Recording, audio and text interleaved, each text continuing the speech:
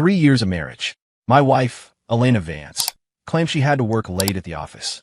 I told her I was meeting a client for contract negotiations. As it turned out, we both ended up at Nocturne, the city's most decadent nightclub, only not with each other. She was draped in a haute couture gown, nestled in the arms of a handsome young heir, smiling like a blooming flower. And I was lounging with a stunning, fiery beauty, lifting a glass of impossibly expensive whiskey to her lips. Our eyes locked. The air solidified. I saw the shock in her eyes, the embarrassment, and then that fleeting disgust. Interesting. The deafening bass of the club hammered against everyone's eardrums like the heartbeat of a giant beast. Under the kaleidoscope of strobing lights, young faces, fueled by alcohol and hormones, looked blurred and frantic. The woman in my arms was Sienna Fox. Her crimson dress was little more than a second skin, outlining a figure that could start wars. Her eyes were heavy with seduction, her waist moving like liquid in my grip. She leaned in, her red lips brushing my ear, her breath warm. Sovereign, what act is this? Experiencing the common life? I didn't answer. I just held the whiskey to her lips, my gaze drifting past her to a booth not far away. Elena Vance, my wife. Tonight, she wore a champagne-colored strapless gown, exposing her delicate collarbone and shoulders. Her icy, detached elegance made her look like a white lotus standing alone in the muck of this noise. Except this white lotus was currently snuggled intimately against another man. I knew him, Julian Sterling, a so-called young talent who had recently made a name for himself in Chicago. Relying on his family's connections, he had opened a mid-sized investment firm. Julian was whispering something into Elena's ear, making her smile, a look of tenderness and reliance I hadn't seen once in 3 years of marriage. Before leaving the house, she had told me with a cold face that the company had an emergency project and she would be working all night. And I, with an equally expressionless face, had told her an out-of-town client needed entertaining, so I'd be late. We were like two actors wearing masks, meticulously following our scripts. Until this moment. In this bar, the masks were violently torn away. Our gazes clashed in midair. The smile on Elena's face froze instantly, replaced by shock and indignation. She instinctively tried to pull away from Julian, but his arm tightened around her. He even shot me a look of provocation, a gaze filled with superior scrutiny and undisguised contempt. It was as if he were saying, "You're Elena's useless, waste of space husband?" The curve of my lips deepened. Sienna followed my gaze, then let out a meaningful hum. "Oh, Sovereign, is that the missus?" She blinked, not the least bit awkward. Instead, she tightened her arms around my neck. "Her taste isn't great. That man next to her isn't fit to carry your shoes." "Don't speak out of turn," I said indifferently. My voice wasn't loud, but it carried an unquestionable authority. "She isn't the missus anymore." Sienna paused. Then her smile grew even more enchanting. "Understood. My apologies, sir." Just then, Elena pushed Julian away. Her heels clicked sharply against the floor as she marched toward me. Her exquisite makeup couldn't hide the anger burning on her icy face. Her eyes were like daggers quenched in poison, glaring at me and Sienna. The music around us seemed to fade. People noticed the commotion. Gaze after gaze turned our way, hungry for drama. "Caleb Stone." Elena stood before me, her voice trembling with rage. "You really are something." I laughed. It was a laugh of pure absurdity. I looked at her righteous, caught you cheating face and found it incredibly ironic. "Right back at you." I released Sienna and stood up slowly. My height created a natural oppression. "Director Vance, working overtime? At Nocturne? This project of yours is quite unique." Elena's face went pale at my retort, but her anger only spiked. "What right do you have to lecture me? Look at you. Who is this trashy woman you're holding?" The moment the words left her mouth, Sienna let out a sharp laugh. "Excuse me, miss." Sienna stepped to my side, linking her arm through mine. She looked Elena up and down, her eyes holding a trace of pity. "Are you talking about me? Trashy?" Before Elena could answer, Julian walked over. He pulled Elena behind him, posturing like a knight in shining armor. "Elena, why waste breath on this kind of person?" Julian pointed a finger at my nose, his face full of arrogance. "Caleb Stone, right? I've heard of you. The Vance family's live-in squatter.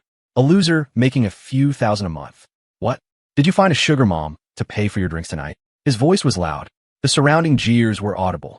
The loser husband came out to cheat and got caught by the wife. Look at the guy next to his wife. That's Julian Sterling, founder of Sterling Capital. TSK. How can that loser compare? He doesn't even know he's being cuckolded. I could feel Elena stiffen at the comments. Her expression grew uglier. It was shame. She felt I was humiliating her in front of Julian. For 3 years, in her eyes and the eyes of her family, I was synonymous with waste. I ignored Julian's barking. My gaze remained calm, fixed on Elena. Elena, we've been married for 3 years. You know how I've treated you. My voice was cold like ice. I'll ask you one thing. You and him, how long? Elena zayis dojid mine. She didn't dare look at me, but her mouth remained hard. That's none of your business. Worry about yourself first. Good. Very good. I nodded. The last shred of warmth in my heart dissipated completely. 3 years of endurance. 3 years of playing a role. Enough. I had thought that even without love, there would be basic respect between husband and wife. Now I saw it was all my own wishful thinking. In her eyes, I was garbage, something to be discarded at will, humiliated even in front of her lover. Caleb, go home right now. Stop embarrassing me here. Elena saw I wasn't speaking and assumed I was afraid. She resumed her high and mighty posture. Embarrassing you? I laughed, my chest vibrating with it. Elena, you'll find out very soon who is actually embarrassing whom tonight. I stopped looking at her and turned to Julian. You, Julian Sterling, correct? Julian lifted his chin, arrogant to the core. What? Want to beg me to let you off? Too late. You offended Elena. I'll make sure you can't survive in this city. Can't survive? I repeated the words as if I'd heard the world's biggest joke. You? With Sterling Capital. I took out my phone and dialed a number. It was answered instantly. Sovereign, what are your orders? A steady, respectful voice came through the receiver. Winston, I said lightly. My voice wasn't loud, yet the noisy bar seemed to quiet down for a second. Do you know Sterling Capital in Chicago? Sterling Capital? Winston, on the other end, seemed to be rapidly searching for information. Seconds later, he spoke with disdain. A small firm built on flipping a few plots of land. Registered capital of 30 million, debt ratio at 70%. Why does an ant like that dare to provoke you? My gaze swept over Julian's face, which had changed slightly upon hearing the name Winston. I'll give you 10 minutes, I ordered simply. Erase Sterling Capital from the face of the earth.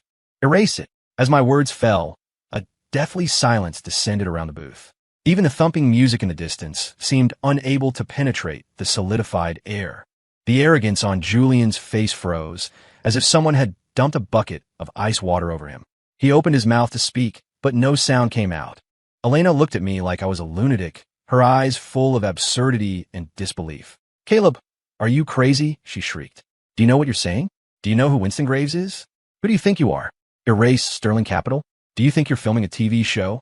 She thought I was bluffing, using a laughable method to salvage my pathetic dignity. The onlookers burst into raucous laughter. Ha ha, this loser has lost his mind, right? Winston? There's only one Winston in this city, Winston Graves. The man who makes Chicago tremble when he stomps his foot. A live-in husband knows Winston Graves? That kills me. After his initial shock, Julian recovered. He pointed at me, laughing until tears nearly formed. Loser, you're a goddamn genius. Act. Keep acting. I want to see how you erase my company in 10 minutes. He turned to Elena, sneering. Elena, this is the man you married? A lunatic who only knows how to brag. I feel sorry for you. Elena bit her lip, her face pale. She felt I had thoroughly humiliated her. She didn't even dare to look at the mocking eyes around us. I ignored the noise. I simply stared at the watch on my wrist, waiting quietly. 1 minute. 2 minutes. The mockery on Julian's face grew thicker. What's wrong? Did your Winston get lost? Or is your phone out of battery? He walked up to me arrogantly and patted my cheek. Trash, stop pretending. Kneel down and apologize to me, and I'll let this go.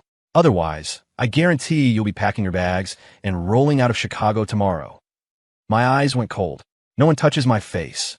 Just as I was about to move, Sienna moved first. Crack! A crisp, loud slap struck Julian viciously across the face. Sienna moved like lightning, her strength shocking. Julian spun half a circle and landed hard on his backside, half his face swelling up visibly. What kind of thing are you, daring to touch him? Sienna withdrew her hand. Her eyes were as cold as knives. The seductive aura was gone, replaced by a heart-palpitating, killing intent. The room fell silent again. Everyone was stunned by the sudden violence. Julian clutched his face, dazed. Elena was dazed too. She looked at Sienna with fear. How did this woman, whom she had called trashy, possess such a terrifying aura? You dare hit me? Julian finally reacted, pointing at Sienna in shock and rage.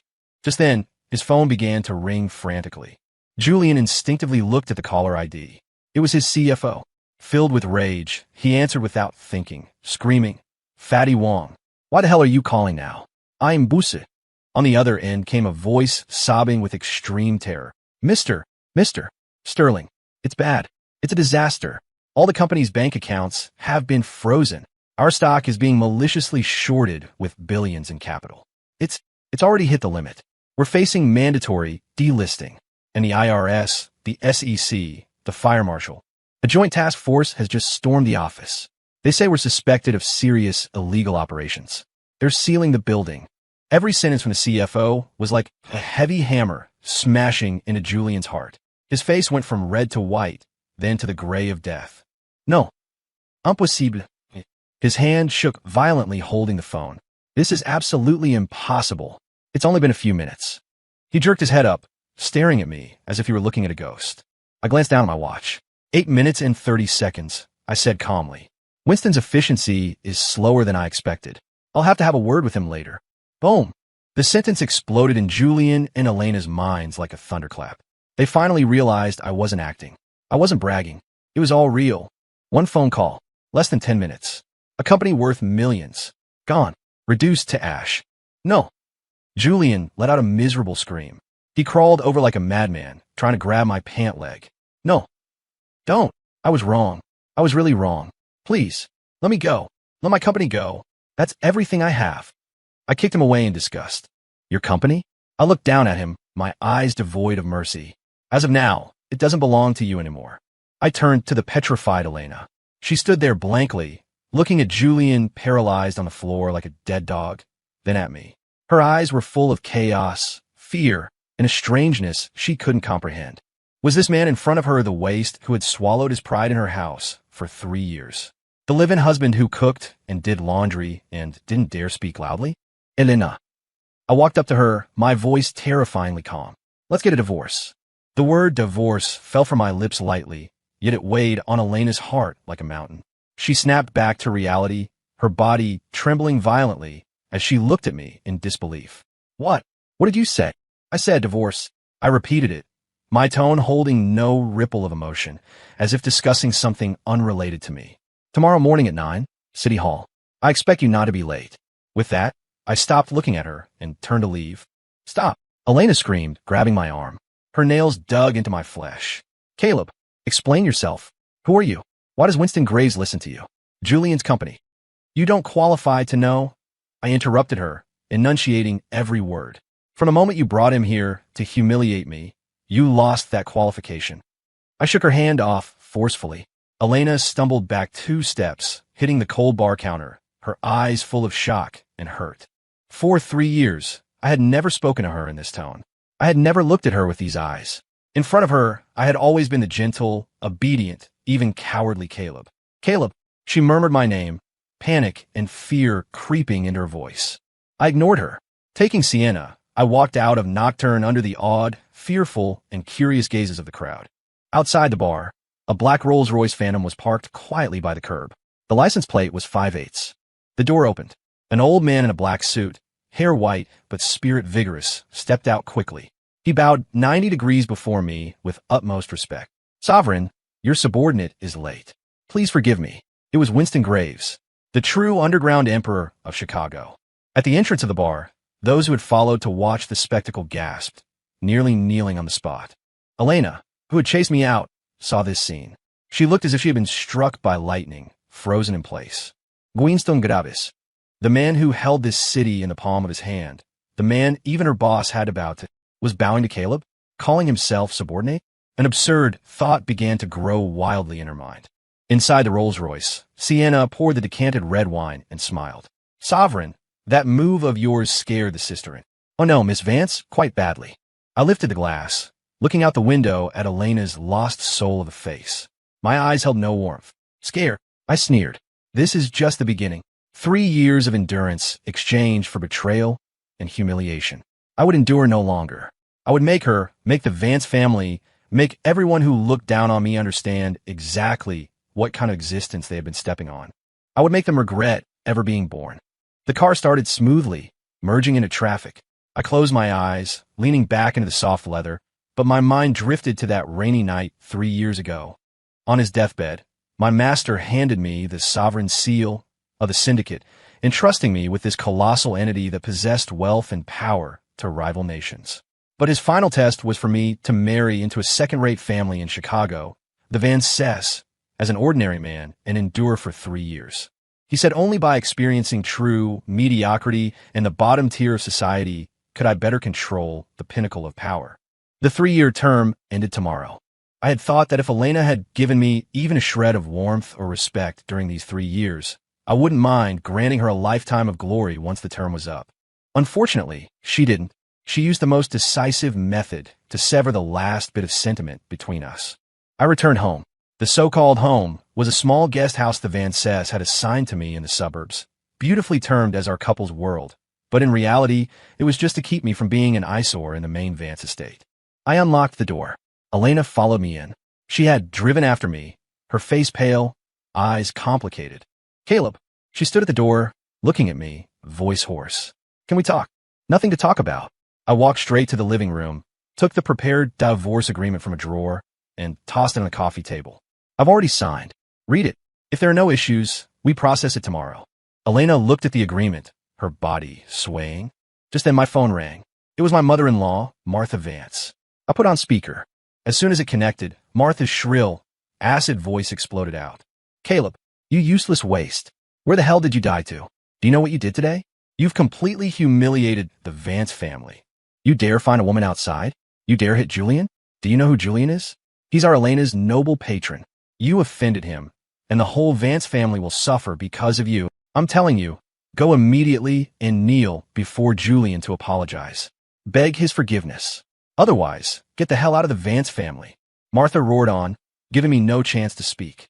Elena stood to the side, her face alternating between green and white.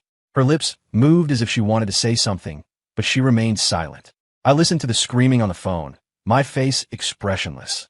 When Martha finally tired herself out and paused for breath, I spoke calmly. "Are you finished?" Martha paused. What is that attitude? "If you're finished, I'm hanging up." I disconnected the call. The living room fell into a terrifying silence. Elena looked at me in disbelief. Was this the Caleb who usually didn't dare let out a fart when her mother scolded him for half an hour? He actually hung up. Before she could react, I spoke again, my voice cold and devoid of emotion. "Pack your things and move out, or I can help you throw them out." "Caleb, you're going too far." Elena finally exploded. She pointed at me, chest heaving. "This is my home. My parents bought this house. What right do you have to make me move out? You're home." I reacted as if I'd heard a joke. I took a set of keys from my pocket and tossed them on the table. Attached was a miniature model of a property deed. "Open your eyes and look clearly. Whose name is on the deed to this house?" "Elena Froze." She subconsciously picked up the keys and looked at the name. "Caleb Stone. This. How is this possible?" she cried out. "My parents paid for this house in full."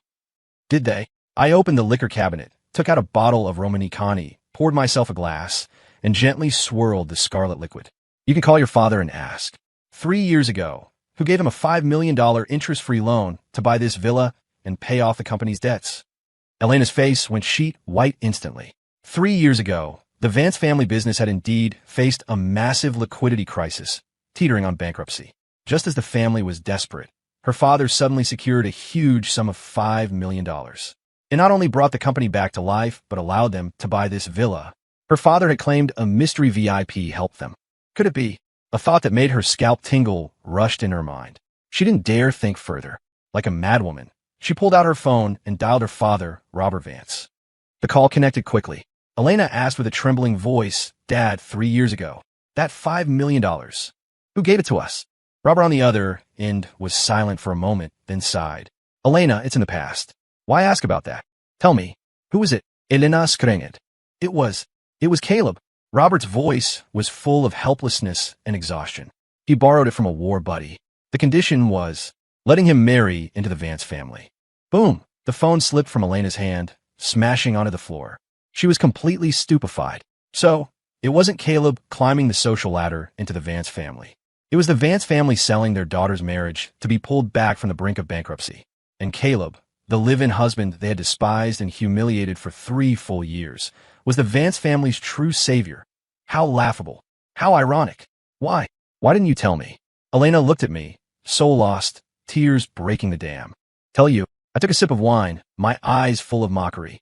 Tell you, so you could keep your ridiculous sense of superiority while enjoying my contributions with peace of mind? All while flirting with your white knight on the side. I wasn't. Elena instinctively tried to defend herself. Enough. I didn't want to hear any more nonsense. For the sake of the last 3 years, I'm giving this house to you. But starting tonight, I don't want to see you here. My words were like knives stabbing into Elena's heart. She looked at my cold, resolute face, and a panic she had never felt before rose within her. She felt she was losing something incredibly precious. The next morning, I didn't go to City Hall. For a woman as self-important as Elena, a simple divorce was too easy on her. I wanted her to watch everything she possessed be stripped away bit by bit. I wanted her to pay the price for her stupidity and betrayal in endless regret and despair. I went to the tallest building in the Chicago CBD, the Spire. The top floor, the headquarters of the syndicate's Chicago branch. Winston and Sienna were already waiting. Sovereign, both bowed. I walked to the massive floor-to-ceiling window, overlooking the bustling metropolis beneath my feet. In the 3 years I've been dormant, Chicago has produced some interesting people and events. Winston looked ashamed. It is my failure in supervision, allowing stray cats and dogs to act presumptuously before you. Don't blame yourself. I waved my hand. The 3-year term is up. It's time to remind Chicago of the syndicate's authority. I paused, then asked, which company does Elena work for? Sienna answered immediately, reporting to Sovereign. Elena Vance is the marketing director at Lumina Group. It's an old-school Chicago enterprise, mainly in cosmetics, but management has been poor lately. They are seeking external financing. Coincidentally, their biggest potential investor is our subsidiary, Apex Holdings.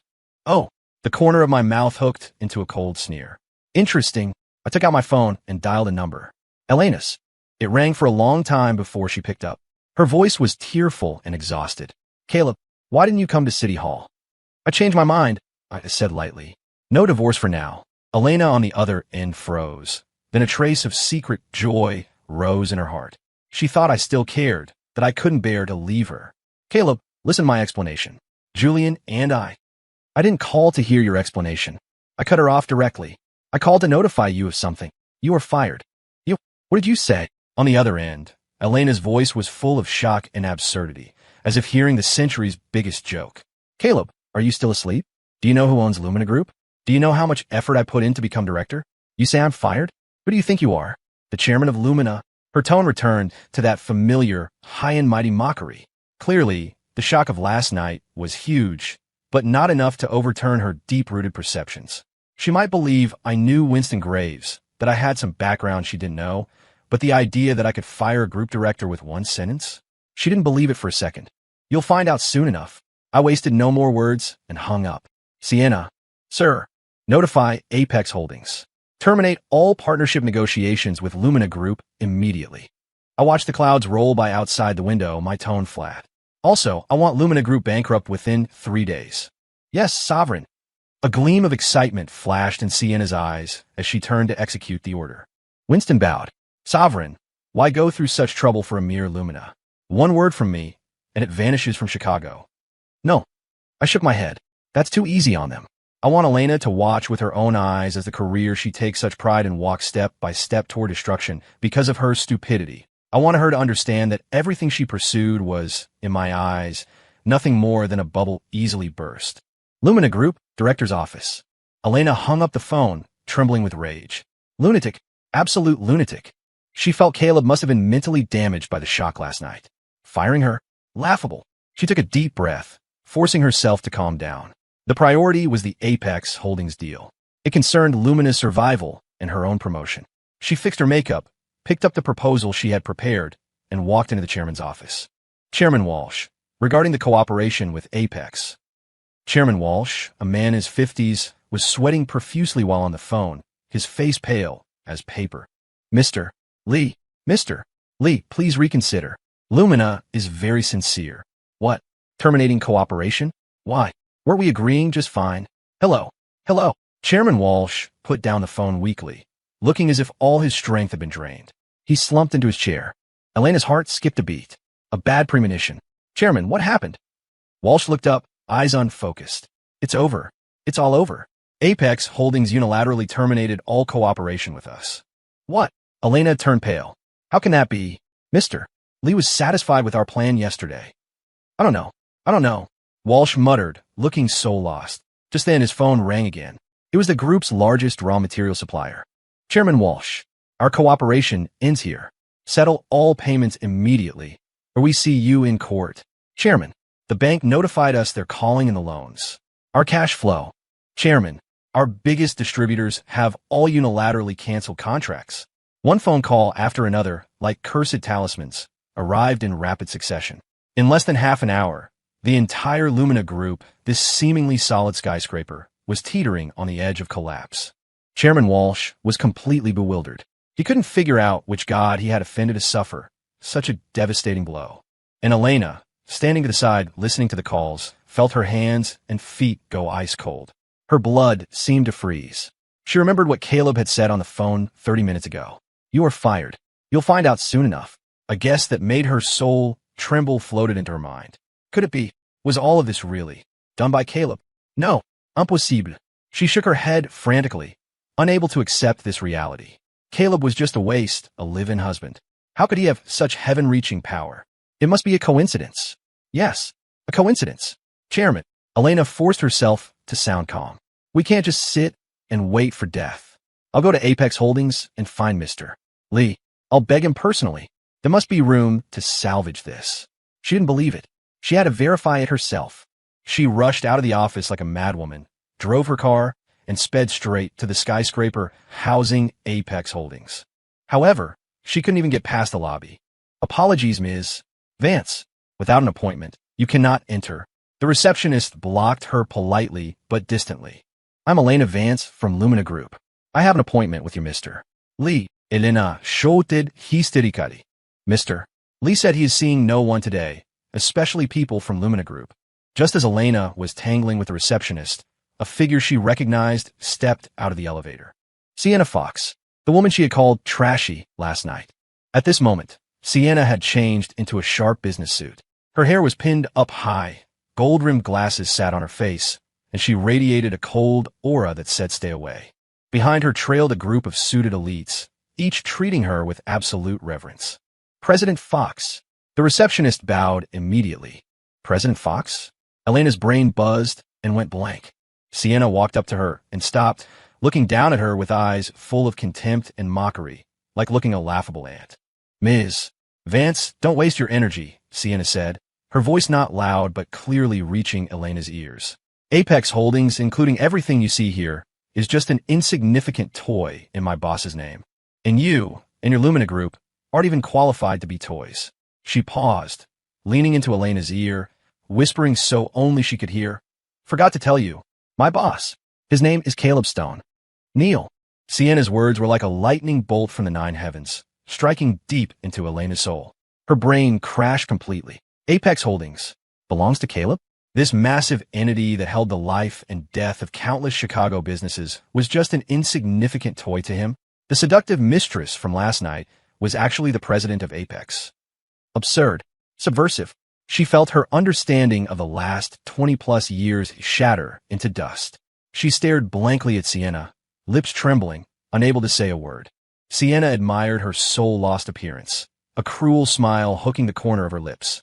Ms. Vance, do you still think I'm a trashy woman now? Do you still think our sovereign, oh, your husband Caleb, isn't good enough for you? You thought you married a stone, not knowing it was a mountain of gold covered in dust. You pushed the gold mountain away with your own hands, smugly thinking you got rid of a burden. Tell me, aren't you pathetic? Every sentence was a sharp knife, slicing Elena's self-esteem and pride into pieces. She went pale as paper, her body swaying. No, I don't believe it, she muttered, grasping for the last straw. You're all lying to me. This is an act you're putting on together. Caleb is a loser. How could he be? Loser? Sienna sneered. She ignored Elena, turning to her assistant. Pass the order. Accelerate the acquisition of Lumina. I don't want to hear that name in Chicago by tomorrow morning. Yes, President Fox. With that, she led her team past Elena, never looking back. The feeling of being completely ignored was more painful than any insult. Elena collapsed to the floor. People walked by, pointing, but she heard nothing. Only Sienna's cold words echoed her mind. Aren't you pathetic? Yes, pathetic. So pathetic. She thought of the last 3 years, her coldness and disdain toward Caleb. She remembered her mother cursing him while he silently lowered his head. She remembered last night, snuggling into Julian, looking at Caleb with undisguised disgust. It turned out the clown was her. She thought she was a high-flying swan, not knowing that in front of a true dragon, she wasn't even an ant. Regret, endless regret, drowned her like a tide. Why did she go to that bar? Why did she meet Julian? Why did she treat Caleb that way? If she had been just a little better to him, given him a smile, a word of care, would a person standing beside him now, enjoying that supreme glory, be her instead of Sienna? Tears slid silently from her eyes, carrying a bone-chilling cold. Meanwhile, at the Vance estate, Robert and Martha were going insane. In a single morning, all industries related to the Vance family suffered devastating blows. Partners canceled contracts, banks called loans, stocks plummeted. Robert used all his contacts, made every call, and the answers were either dial tones or helpless sighs and vague warnings. Old Vance, give it up. You offended someone you shouldn't have. Someone he shouldn't have? Robert racked his brain, but couldn't think of who. Until he received a call from a big shot in the city, someone he usually had to look up to. The big shot said one sentence. That son-in-law of yours is a dragon from the heavens. Your family had no eyes. You brought this sin on yourselves. Robert was struck by lightning. Caleb. It was Caleb again. He finally understood. Everything was because of Caleb. Martha, you stupid woman. Robert hung up and slapped Martha hard across the face. It's all you. You destroyed the Vance family. Martha was stunned, clutching her face. Robert, you dare hit me? Are you crazy? I am crazy. I think you're crazy. Robert's eyes were red, like an enraged lion. Do you know who Caleb is? He is the VIP. He is the Vance family savior. But you? How did you treat him for 3 years? You treated him like a dog. Now look, karma is here. The family is finished. Finished. Martha froze. Caleb was the VIP. The way she had cursed for 3 years was the true big shot. No. Impossible. She slumped to the floor, soul gone. Just then, the door was pushed open. Elena walked in like a walking corpse. Elena, tell your father. What is happening? Martha saw a savior and crawled over to grab Elena's leg. Elena looked at her chaotic parents, a tragic smile on her face. Mom, Dad, we were wrong. We were all wrong. We took a dragon for a dog, and we pushed him away with our own hands. Robert looked at his daughter's despair, and his last hope shattered. He sat on the sofa, aging 10 years in an instant. Over. It's really over. No, there's still a chance. Martha suddenly screamed. Elena, you and Caleb aren't divorced yet. You're still his wife. Go beg him. Beg him to forgive us. If you bow your head, he'll definitely soften. Elena smiled miserably. Too late, Mom. It's all too late. Not too late. Robert jumped up, hope reigniting in his eyes. Right. As long as you are married, there is a chance. Elena, go now. Go beg him. Even if you have to kneel. Beg him back. For the family's survival. He didn't care about face anymore. Elena looked at her frantic parents, her heart desolate. Even now, they were only thinking of how to use her to salvage the family's losses. But did she have a choice? She took out her phone, shaking, and dialed the number she used to test. It connected. What is it? Caleb's cold voice came through. Elena took a deep breath, using all her strength to squeeze out the words. Caleb, where are you? I want to see you. The spire. Top floor. Click. Elena didn't hesitate. She turned and left. Robert and Martha scrambled to follow. The family of 3, carrying different emotions, arrived at the tallest building in Chicago. When they took the private elevator to the office overlooking the city, they saw the man they had despised to their bones. Caleb stood with his back to them, facing the massive window, his posture straight as a pine. Hearing footsteps, he slowly turned around. His gaze was calm, yet carried an invisible, suffocating pressure. Robert and Martha's legs went weak. They nearly knelt on the spot. Elena looked at this face, familiar yet strange, her heart spasming in pain. She walked step by step to Caleb. Then, under her parents' shocked gazes, her knees gave way. Thud. Caleb, I was wrong. Please, give me one more chance. Elena knelt on the cold marble floor, head lowered, her black hair falling to cover her tear-streaked face.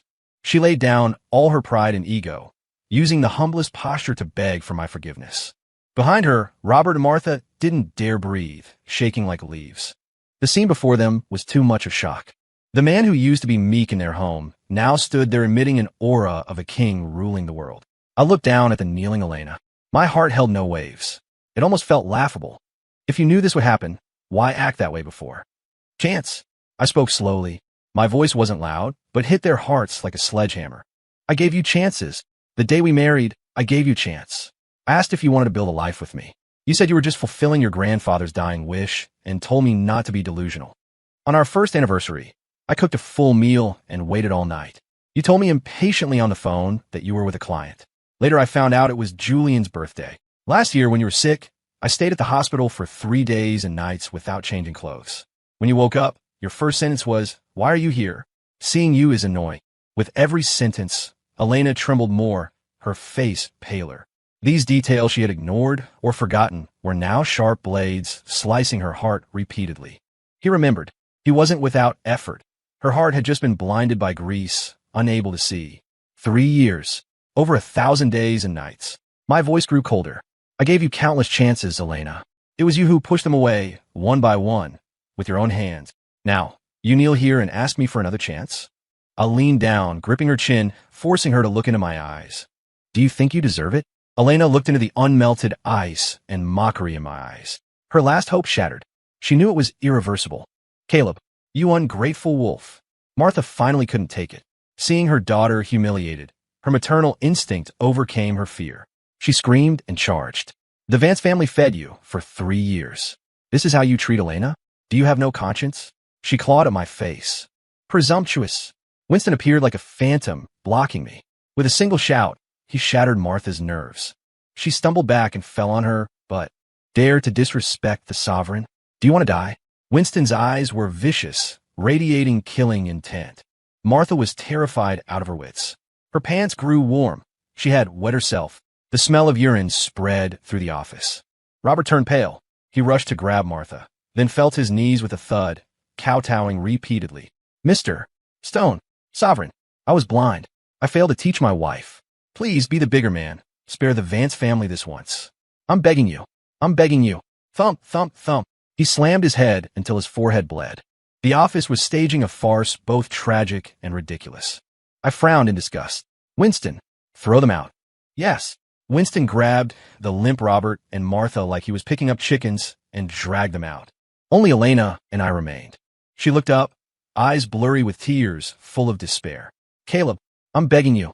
For the sake of 3 years as husband and wife, spare my family. Everything is my fault. Come at me. Don't involve them. Even now, she pleaded for her family. Pity that this familial love seemed laughably cheap to me. Husband and wife? I sneered. Elena, ask your conscience. In 3 years, did you fulfill the duty of a wife for a single day? When your mother pointed at my nose and cursed me, where were you? When your relatives and friends mocked me in public, where were you? Last night, when you snuggled with Julian and watched everyone humiliate me, where were you? My voice grew sterner with each question. Elena was speechless, only able to cry. You talk to me about marriage now? Don't you find it funny?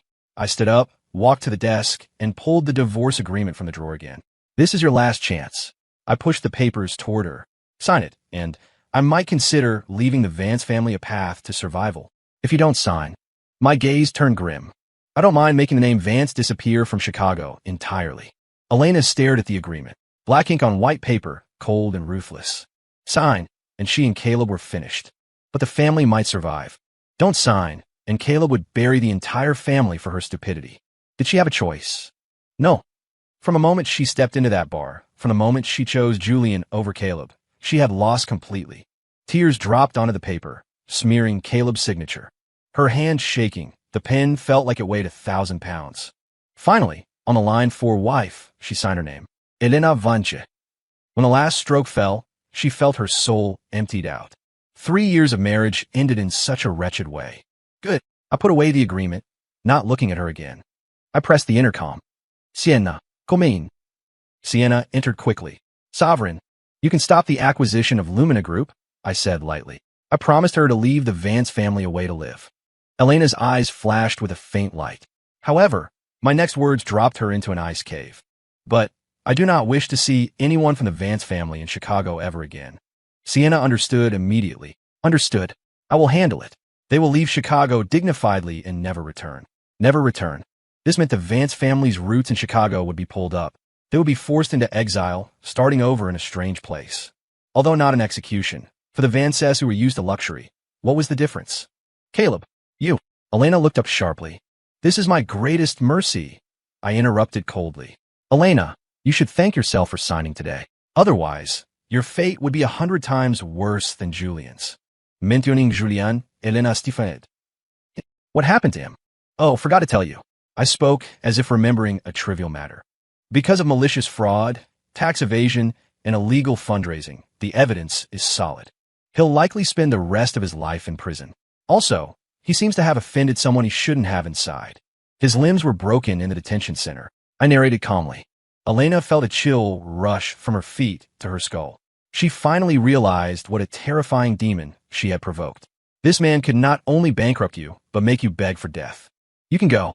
I issued the eviction order. Remember, you have 24 hours. If you were still in Chicago at this time tomorrow. I didn't finish the sentence. The grim implication was self-evident. Elena stood up, soul lost, moving like a puppet without strings. Step by step, she walked out of the office that would haunt her with regret for the rest of her life. The moment the door closed, she couldn't hold on anymore. She slid down the wall to the floor, letting out a suppressed, painful sob. Regret. Endless regret gnawed at her insides like venomous snakes. She had lost the most excellent man in the world, who should have been hers. She had caused her family to be exiled, their future uncertain. Everything she cherished, career, love, family, had turned to bubbles overnight. And it all stemmed from her blindness, her laughable pride, and her stupidity. If time could turn back. But there are no ifs.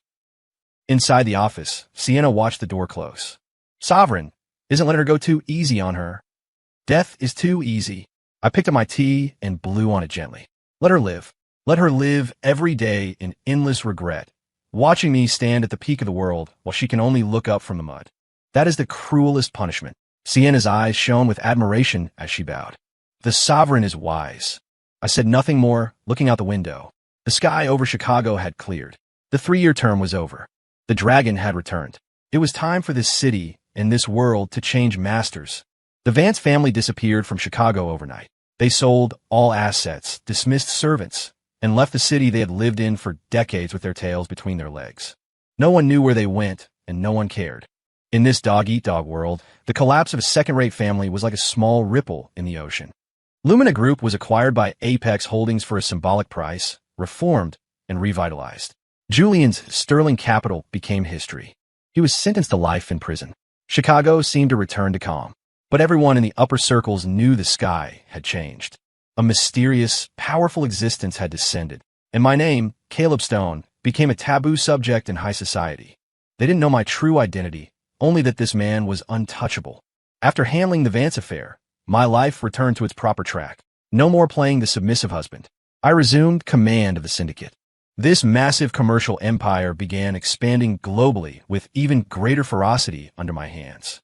Sienna, as my deputy, was busy every day, but her smile was brighter than ever. Sovereign, the Europe branch, submitted the new energy plan for your review. Sovereign, the royal family in the Middle East requests a meeting next week regarding oil cooperation. Sovereign, news from North America. The tech giants seem to be plotting against us in secret. I sat in my office, systematically handling affairs from around the globe. Every decision could influence trillions in capital and the fate of countless people. This was the life I was meant to have. Power, wealth, status. Things the world dreamed of were mere playthings to me. Occasionally, late at night, I would think of Elena. No hate, no love, just indifference. She was like a pebble I stepped on during my journey, a momentary annoyance kicked aside. We were people of two different worlds. One day, while I was reviewing a file, Winston walked in. Sovereign, someone wishes to see you. Who? She says her name is Lily Archer. I looked up, a trace of surprise in my eyes. Lily Archer. I hadn't heard that name in a long time. She was the only friend I had before marrying into the Vance family. The only woman who knew my true identity back then, but treated me as an ordinary friend without fear. 3 years ago, to fulfill my master's test, I left without saying goodbye and cut all contact. I didn't expect her to find me here. Let her in. Moments later, a woman in a simple, elegant dress entered. Her temperament was gentle as water. Seeing me, she froze, Then tears welled in her eyes as she smiled. A smile of reunion. Caleb, long time no see. Her voice was as gentle as always. Lily's appearance was like a spring breeze, blowing away the last haze left by the Vance family. Long time no see. I stood up, showing my first genuine smile in 3 years. How did you find me? If you want to find someone, there's always a way. Lily blinked, a bit playful. But you, what did you run off to for 3 years? Vanished like vapor. I thought aliens took you for research. I laughed and gestured for her to sit. Sienna brought 2 coffees. Seeing Lily, a trace of wariness and hostility flashed in Sienna's eyes. A woman's intuition is always sharp. You can go, I told Sienna. Yes. Sienna retreated respectfully, glancing deeply at Lily before closing the door. Your secretary doesn't seem to like me, Lily said, holding her coffee. Don't mind her. I waved my hand. How have you been these 3 years? Okay, I guess. Open a small art gallery, scraping by. Lily spoke lightly, but I knew with her family background, she didn't need to worry about money. The Archers were a top-tier family in Chicago, old money with a stellar reputation. We talked for a long time, from memories to the last 3 years. I didn't tell her about the Vance family, only that I was on a special training mission for my mentor. Lily didn't pry. She just listened quietly, smiling occasionally. Her gentle gaze made me feel incredibly comfortable. With her, I could relax. Not as the sovereign, just as Caleb. By the way, Lily seemed to remember something, pulling a gold-stamped invitation from her bag. My grandfather's 80th birthday is next week. Do you have time to come? I took the invitation. Elder Arthur's birthday banquet? Of course I'll go. The old man had given me guidance in the past. I owed him a visit. Great, Lily beamed. Grandpa will be so happy to know you're back. A week later, the Archer estate. Guests gathered like clouds. The who's who of Chicago had arrived. I didn't take the flashy Rolls-Royce, opting for a regular Audi sedan and casual clothes, keeping a low profile. I didn't want to upstage the birthday host. However, I underestimated my current influence. When I appeared at the banquet hall entrance, the noisy hall instantly quieted. Countless eyes focused on me. Awe, fear, curiosity, flattery. Is that Mr. Stone? God, he actually came. Quick, notify the family head. The tycoons who usually held their heads high were now as nervous as subjects meeting an emperor. I frowned, slightly displeased. Just then, Lily ran over in a pale, purple gown, naturally linking her arm with mine. You're finally here.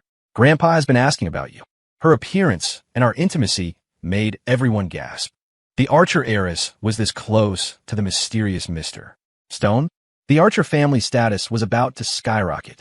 Amidst the complex gazes, Lily led me through the crowd to the main seat. A spirited, sage-like old man sat there. Arthur Archer. Grandpa Arthur. I bowed slightly. You brat, finally decided to come back. Arthur laughed, standing up to pat my shoulder affectionately. Come, have tea with me inside. Haven't played chess with you in ages. My hands are itching. He pulled me into the inner hall, leaving the envious crowd behind. The banquet hall exploded with whispers. Everyone knew that from today on, the sky of Chicago had the name Archer written next to Stone. Meanwhile, in an inconspicuous corner of the hall, a woman in a server's uniform, face haggard and eyes dim, stared blankly at my retreating back. In her hands, she held a tray. It rattled slightly from her trembling. It was Elena. I didn't know why Elena was there. Perhaps it was fate mocking her. In the inner hall, I had a great conversation with Elder Arthur. We played chess and discussed world affairs. The old man was truly wise. Caleb, Arthur said earnestly as I was leaving, you sit in a high position now with monstrous power. This is good. But remember, water can float the boat, but it can also capsize it. The higher you stand, the more you must guard your heart. I have learned. I bowed sincerely. Coming out, the banquet was ending. Lily walked me to the gate. Under the moonlight, she looked like an elf. Caleb, she said suddenly, voice nervous. Will you disappear again? I looked into her clear eyes and shook my head. No. Then, she gathered her courage. Do you have someone you like? I paused. Elena's regretful face flashed in my mind, instantly replaced by Lily's gentle smile. I was silent for a moment, then looked at her seriously. Before, maybe not, but now I think I've found her. Lily's face turned red as a ripe apple, lovely in the moonlight. She lowered her head shyly. Who is it? I smiled, not answering directly. I reached out and tucked a strand of hair behind her ear. It's getting late. Rest early. I turned and got into the car. In the rearview mirror, I saw Lily standing there, watching me leave. My lips curled into a gentle smile. Perhaps this was what love should be. Not far from the estate, a figure suddenly rushed out from the shadows, blocking my car. Under the headlights, that face, haggard, pale, written with humility and begging. Elena. Winston hit the brakes and looked back. Sovereign. I rolled down the window, looking at her expressionlessly. Something. Caleb. Elena ran to the window, hands gripping the door, tears flowing again. I saw you. With Ms. Archer. And my tone was icy. You match. Very well. She bit her lip, heart feeling cut by knives. I just wanted to see you one more time. You've seen me. Move. I showed no emotion. No. Elena suddenly became agitated. Caleb, I know I was wrong. I really know it. Give me one more chance, okay? I don't need a title. I don't need anything. I just want to stay by your side. Even as a servant, I'm willing. She cried heartbreakingly, humble into the dust. The once high and mighty Ice Queen was now like a beggar praying for alms. How tragic. Elena, I looked at her with a trace of pity. Do you know the biggest difference between you and Lily? Elena Froze.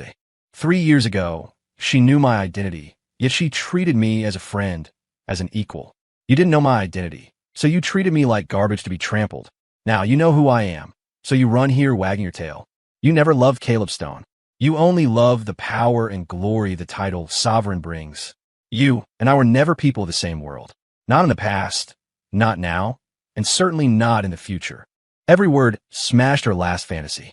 She let go weakly, collapsing on the ground, eyes glazed like a doll with its soul removed. I didn't look at her again. Drive.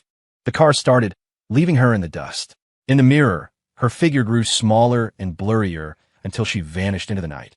After the Archer banquet, Lily and I officially started dating. Our relationship wasn't explosive, but like a gentle stream. She never interfered with the syndicate and never asked about my past.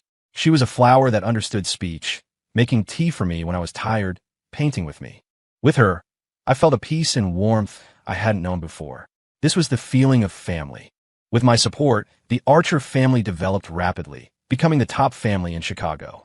And I poured my energy into the syndicate's global layout. Under my lead, the sleeping dragon awoke, sweeping the global market with thunderous momentum. My name, Caleb Stone, went from a Chicago taboo to a global business legend. Some called me the Shadow King, but most prefer to call me the Sovereign. 1 year later, Paris, France. A wedding of the century was held in an ancient castle by the Seine. The groom was me. The bride was Lily Archer. She wore a pure white gown, breathtakingly beautiful, her face glowing with happiness. Below sat top dignitaries, billionaires, and royals from around the world. These people, who could shake regions with a stomp of their feet, were just witnesses today, offering sincere blessings. The vows were simple. I looked into Lily's eyes. I, Caleb Stone, take Lily Archer to be my wife, for this life and all time, never to leave or forsake. Lily, teary-eyed, choked out, I, Lily Archer, take Caleb Stone to be my husband, for this life and all time, in life and death. We exchanged rings and kissed amidst the cheers. At that moment, the sun was perfect, the breeze gentle. I felt I owned the world. After the wedding, Lily and I began our global honeymoon. We saw the pyramids, the Aegean Sea, the Aurora Borealis, enjoying our world like an ordinary couple. One day, we arrived at a seaside town in Italy. It was beautiful and peaceful. We sat in an outdoor cafe, enjoying the afternoon sun. Suddenly, my gaze was drawn to a figure picking up trash on the beach nearby. It was a woman in dirty, worn clothes, hair withered and yellow, face haggard, looking a decade older than her age. Her movements were numb, mechanically picking up plastic bottles and cans into a woven bag. Under the sun, her shadow was stretched long, looking lonely and desolate. I recognized her. Elena. I didn't know why she had drifted here to live by picking trash. Maybe the Van Cess went completely bust. Maybe she couldn't handle the blow and wandered. But it had nothing to do with me. Her life, her ending, were her own choices. Lily noticed my gaze and looked over. She paused, then asked softly, should we help her? I shook my head, retracting my gaze and holding Lily's hand. No need. Everyone's fate is in their own hands. We aren't saviors. No need to interfere with others' karma. I looked at Lily's gentle profile and whispered, I only know that my fate was to meet you, fall in love with you, and spend the rest of my life with you. Lily blushed, leaning happily on my shoulder. Me too. The sun bathed us in warmth. On the distant beach, the hunched figure continued to numbly pick up trash, as if she would be doing so until the end of time. A single thought, worlds apart. As for my life, the sky is clear. Story complete.